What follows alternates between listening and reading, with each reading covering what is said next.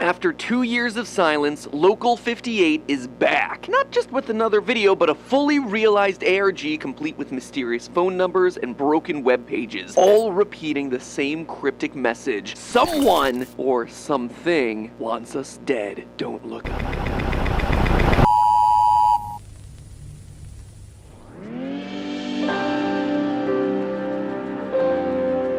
Hello Internet, welcome to Film Theory, the channel that made the jump to digital a decade before it was required by shady government organizations. A quick, gentle reminder here at the top of the episode that Film Theory merch is still available, including the nice warm Film Theory cap with rubber embossed logo and secret phrase on the underside. It works great for keeping you snugly or hiding your eyes from the blinding glory of our lunar gods above. There's also this asymmetric hoodie that was designed by a member of the Theorist community. Links are right below this video. Order now and ensure that you get it in time for the holidays. And with that out of the way, let's get back to the theory. Today, we're returning to the terrifying world of Local 58, the YouTube series credited for the creation of the analog horror genre. For those of you who don't know, analog horror is classified as a type of content that uses technology like VHS tapes, radio, and old television broadcasts to tell cryptic stories. In the case of Local 58, each upload is a clip from a local access channel. You know, the type that you'd see in any small town around the US. City council meetings, old black and white movies that have fallen into the public domain, crudely made home videos, relaxing music playing against a generic schedule of upcoming programming. It sounds like the makings of the most boring thing ever. Like, there's a reason people do not watch local public access television. Oops, my anarchy symbol. But each one of Local 58's uploads comes with a horrifying twist. A shadowy figure here, dead body there, diagram showing us how we can lie in our yards to die, sinister threats warning us against looking at the sky. Now, back in 2019, I watched all these videos and came to the conclusion that the overarching story had to do with aliens from the moon, intercepting our television broadcast frequencies in order to get people to kill themselves and each other. At the time, I thought it was a pretty solid conclusion, but now with these new uploads, I'm having second thoughts. And no, it's not just because the creator came out and debunked the whole alien theory. It's mostly the reason, but not all of it. When you relook at all the evidence, it seems like the threat that we're dealing with is actually much bigger than just an alien species. But to understand what it is and why I think that, we have to start with the latest upload, Digital Transition. The video starts with an old black and white television show which we can figure out is a 1959 anthology series named One Step Beyond, a series in the vein of The Twilight Zone and The Outer Limits, where each episode tells its own spooky paranormal story. Once the show's over, we're brought back to our usual programming schedule and we're told that Local 58 will be switching from an analog to a digital signal in accordance with FCG guidelines. So, a few things to pick apart here. First, what does it mean to switch from an analog to a digital signal? Well, analog television signals are transmitted through airwaves over a set frequency. This makes them susceptible to interference. And the further away you are from the source, the more likely you're gonna get interference, static, or ghosting. Now, last time we covered Local 58, we concluded that whoever was trying to communicate with us, they were hijacking that exact signal. We even found the frequency that they were broadcasting at. Digital signals don't have that problem. They're packets of compressed data, ones and zeros, which can only be received and read by your appliance in one way. There's no half signals or interference. It's either working or it's not, as the packet of data is one secure thing. If it's interfered with, you just don't get a signal. In terms of Local 58, what this transition is doing is silencing whatever was hijacking the analog signal trying to communicate with us. The second major detail here is the FCG. Now, I looked into it and there are a couple of FCGs out in the real world. The Foreign Clearance Guide for the Department of Defense, and this one, which provides financial, regulatory, and technological support. But their logos don't seem to match up with the one that we see. Fortunately, the creator Chris Straub graced us with an answer to this on Twitter. FCG is the Federal Communications Governance. Basically, his in-universe version of the real world's FCC, the Federal Communications Commission. We see in the video that the change is mandated to happen tonight, July 13th, 2021, and that's not an arbitrary date. Back in 2011, the FCC actually mandated the change from analog to digital signals for small local broadcasters. When did they have to make the change by? 2015. But that eventually got pushed back to, you guessed it, July 13th, 2021. Good job, Chris. You did your homework. But just as the clock strikes midnight and the transition is happening, we see something resisting. Faint messages in the background that appear to be trying to break through the conversion. It's a bit hard to read, but with some effort you can make it out. I, the one you watched. I, the always here. They make you thought from pieces. They cut the thoughts I am. All knife. All knife. Thoughts shape in needles. They dream themselves in knives. And along the top of the screen, the header updates to betrayal. I come in through the window. Don't know what that whole thing means yet, but they're talking about knives, and that makes me real uncomfortable. all. That's why I break out into a cold sweat whenever I watch a cooking channel. Also, not a good thing for a guy with his own cooking show, but whatever. Eventually, a stronger signal breaks through and we end on the final words, unthinking they move to cut his throat, only to make 1,000 mouths. If he is silenced, we will speak for him. Signs and wonders flood our little sky. No stars above us, only eyes waiting to open. There are other receivers. Notice here that there's actually a switch from first person to third person. The actual broadcast text was "I, the one you watched," whereas this breakthrough signal is "they cut his throat, we speak for him." That means that there appear to be two different entities talking to us here, but who or what are they? Well, we know from the first set of messages that whatever is speaking to us has always been here for us, was something that we used to watch. Notice the past tense. It also comes in through the window. That, coupled with the moon imagery that appears in pretty much every upload of Local 58, leads me to believe that it is, in fact, just the moon talking to us. The moon does indeed come through our window every night. It has always been up there for us, and humanity used to watch it and felt marveled by it. But now we have ourselves television, thought from little pieces, little packets of data put together to show on a screen, which pulls us away from being in awe of nature, from worshiping things like the stars and the moon, hence why the moon feels betrayed. And while I fully recognize that the theory of the moon is a talking entity sounds insane, in the lore of the series, there actually might be some more truth to it than you'd think. The second most recent upload is Sky Watching, in which we see close-ups of the moon covered not with rock and dust, but with organic webbing, like veins or sinews. It also seems to be breathing, as we see gases or souls or something flowing across the surface of it. The moon in this upload can also disappear and reappear much closer to Earth, so weird detail there. There's also some older evidence to this too. Chris Straub, as I mentioned before, the series creator, has said that whatever this series is, quote, "it's alien to our existence, but no, I never get excited about extraterrestrials." And an article on TV Tropes claims that Chris has stated that it's a cosmic horror story, though I gotta say I wasn't able to find the primary source to verify that. So it could very well be that the moon is an eldritch-type monster, or is home to an eldritch-type monster similar to other cosmic entities like Cthulhu. There's also one little Easter egg that I learned about from Reddit user Omni87, who pointed out that the opening clip of One Step Beyond at the top of the upload has actually been altered. The narrator's name has been changed from John Newland to John Newmond, a German word for new moon. The other voices then seem to be worshippers of whatever the moon is. Notice that it says, "Signs and wonders flood our little sky," implying that these people are here on Earth. If the moon is silenced, or in their words, if his throat is cut, then these individuals will take up his message, hence the 1,000 mouths that are being referenced. And again, we actually see a bit of this in Sky Watching. When the moon reappears at the end of the video, a man walks into frame raising his hands and the words "rejoice" appear on screen. He's welcoming the moon's arrival. Just makes me wonder, no stars above, only eyes waiting to open. Are these worshippers right? Is everything in the night sky alive? I mean, if the moon is, why not everything else? But this is only scratching the surface of what this video brings to the table. You see, digital transition also gives us a phone number to call. The phone number is certainly creepy, but not altogether helpful. Calling it plays some distorted audio,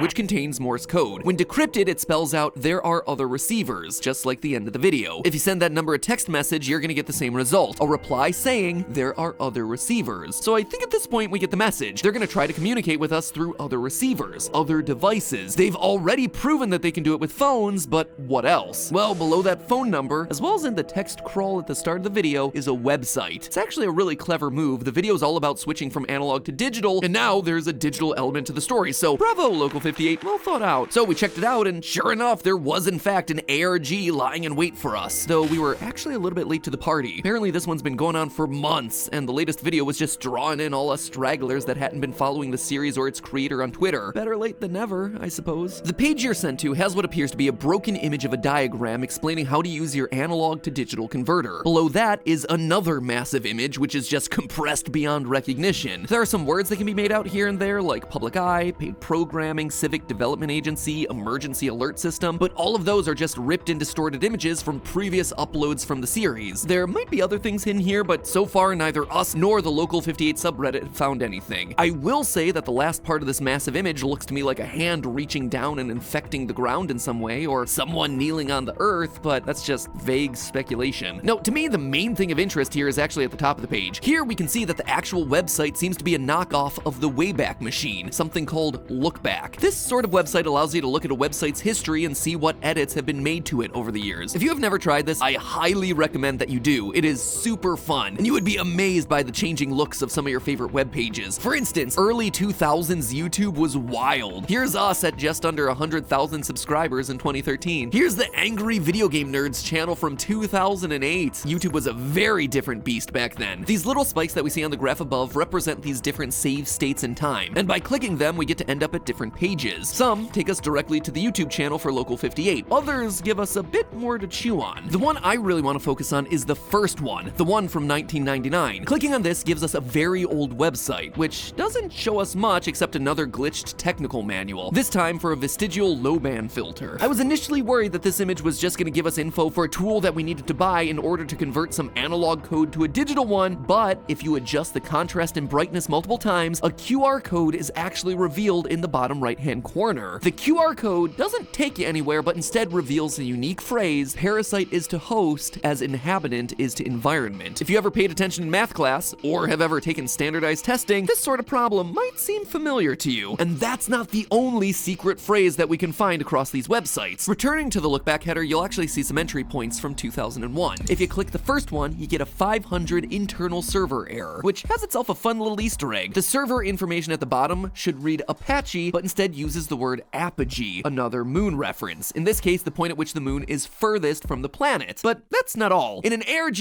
a broken web page is rarely actually a broken web page. In this case, we see information about the server error, but you'll notice that there's a forward address that looks to be a folder location. I tried plugging it into the URL bar and got this.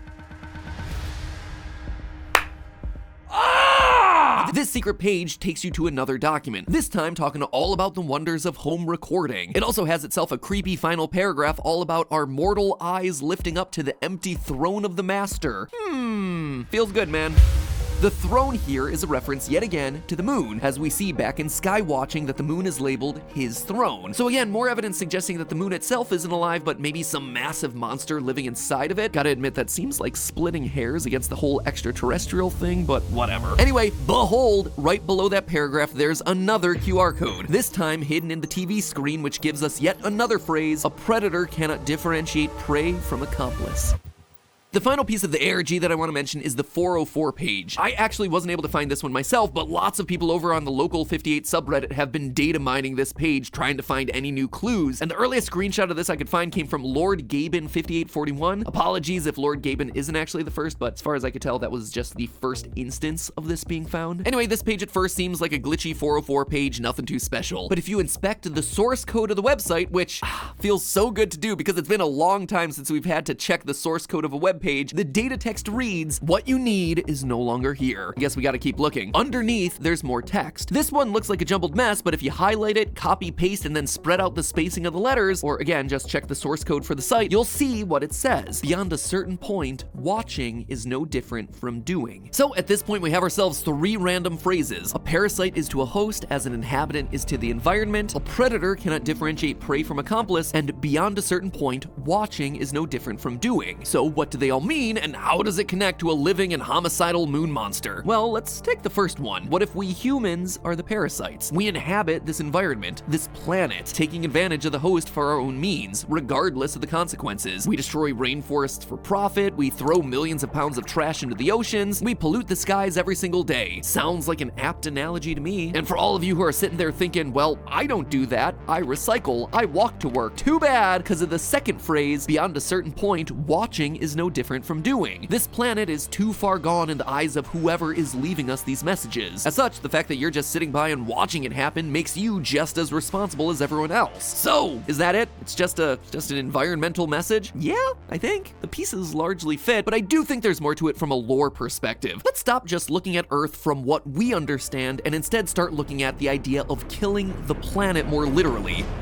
If the moon and stars in Local 58 are actual entities, or home to greater cosmic beings, then who's to say that the Earth isn't also one of those things? A cosmic entity that we, the parasites, are actually killing. And that is where our third phrase comes in. A predator cannot differentiate prey from accomplice. I spoke earlier about the moon worshippers, but who are they? I believe that they're an organization called the Thought Research Initiative. In canon, they were the ones that made the 1983 video Real Sleep. Now, why them? Well, their logo appears to be on the latest webpage from 2021. Though it is super distorted, you can definitely make out the slanted T and even parts of the R and the I. Also, according to the Game Detectives Wiki, which has been tracking changes to the Local 58 website, when the 404 page was originally discovered on September 13th, there was a nearly invisible element at the bottom of the page that read, Copyright 2021, Thought Research Initiative, LLC. So it would seem like they're trying to help the moon accomplish its goal of wiping out the parasites, stopping this environmental destruction by eliminating us. But there's one problem with that. They too are gonna get caught in the crossfire. A predator cannot differentiate prey from accomplice. This organization or cult or whatever you want to call them may be helping. They may believe that by doing so they're gonna be spared by the moon for doing it, like so many other religions do. But I believe that this message is a warning for them. They will not be spared because they are still human. They are still parasites that must be removed. When speaking about a cosmic entity, the lives of a few humans are too minuscule to care. The predator cannot differentiate the prey. So there you have it, friends, what I've been able to figure out so far when it comes to Local 58. The moon, or a giant monster in it, is mad about being ignored, and a series of cultists on Earth are hijacking broadcasts to fight on its behalf. But clearly there's more here. A huge shout out to the Local 58 subreddit, as well as to the Game Detectives Wiki, who've been doing a great job of tracking all the changes to this site, allowing me to catch up on things that happened long before I was made aware of these websites even existing. And sure, I've tried to piece together a narrative based on the information that we have now, but there are still a few things that may change that conclusion. For example, there's that big colorful image on the main webpage, which some members of the Reddit community have theorized might reveal more information if you use an analog television system as a monitor. The compressed TRI logo feels like there's gotta be something there. I also wonder if we're fully finished with the phone audio. Sure, it's kinda solved because we did the Morse code, but there's also some muffled audio near the end that nobody seems to have gotten anything out of. User Shades10318 actually called out that it sounds similar to an old radio scrambled signal, and reminds us that the article about the low band filter might be a clue to solving it. This is known as voice inversion scrambling, but without an old school radio with a sideband frequency setting, it doesn't seem totally possible to solve it digitally, at least not that I could find with the limited amount of time that I had to research this one. In short, if any of this is interesting to you, I highly encourage you to go over to the Local 58 subreddit as well as the Game Theorists subreddit to join in and let me know if you find anything new. This franchise is far from over, and I'm looking forward to covering it again when we've solved more puzzles. In the meantime, don't look up, look up, look up, look. And especially don't look at the moon. Instead, you could look at this awesome poster of the moon thanks to our sponsor for today's episode, Displate. It's not just any poster either. Displate's posters are printed directly onto metal, ensuring that they keep that high quality finish for years and years and years, regardless of how many times you have to move as you attempt to avoid the moon's all-seeing eye. But if you'd rather just avoid celestial bodies altogether, and after today I wouldn't entirely blame you, then Displate has still got you covered. If you check out the website, you'll easily find something that you're passionate about, including officially licensed designs from franchises like Marvel and Star Wars. I personally recently ordered this Dune poster after I saw the movie, and yep, that is indeed the whole collection of Squid Game shapes that you see that I'll soon be displaying for anyone who comes to visit me in the basement. Plus, thanks to the posters being made out of metal, you don't have to worry about tools or screws or punching into the wall. All it's attached with magnets and stickers. This in turn makes it really simple to swap out if you want to go for a different style. For some reason, Stephanie decided that cats was the way to go, and I don't get much say in the matter. Another great thing about Displate is that for every poster you buy, one tree gets planted in exchange. So you're not just making your home super stylish, you're also helping to offset your carbon footprint for that purchase. Maybe that will be enough to appease the moon. We're doing our best down here, damn it! If all that sounds good to you, click the link in the description to head on over to Displate and get a huge discount that'll be automatically applied when you check out. Which, let me tell you, for the quality that you're getting, is just a fantastic deal. I love this service, I love the quality of the prints that you get, I love the variety of art styles that they have on the website, and when you get them, it's so simple to install. Like, why aren't all pictures like this? Anyway, that discount is only available for a limited time, so what are you waiting for? Use that link down in the description below to get your discount and start building your collection today. And as always, remember, it's all just a theory. A film theory. And cut.